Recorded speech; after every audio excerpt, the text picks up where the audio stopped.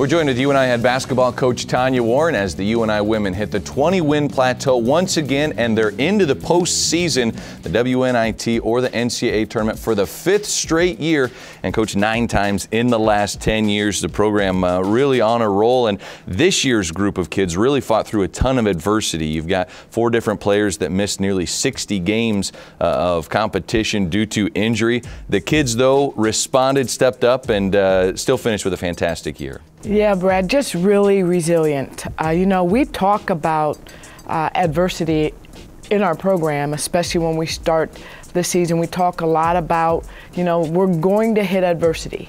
We get to decide as a group how we're going to respond. No one else gets to decide that. We get to decide. And I tell you what, every time these young women got knocked down, they found a way to pick themselves up, dust themselves off, and go back to work. And that's what you want. Couldn't be more proud of a group of young people. Your ladies got 7 wins in the non-conference portion of the schedule. Returning first-team All-Missouri Valley Conference performer Megan Moss goes down to an injury, lost for the year. The kids, though, still rebound. You finished 3rd in the Missouri Valley Conference when it looked like you had a really depleted roster. Yeah, and you know, one of the things that we talked about after Megan got injured was it's not going to be one person's responsibility.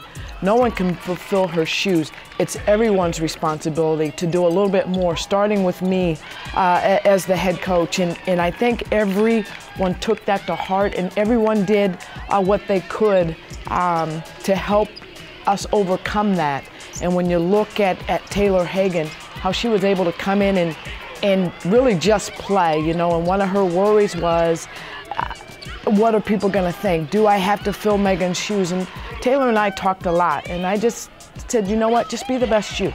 That's all we ask, that's all we need. And she's really blossomed in that role.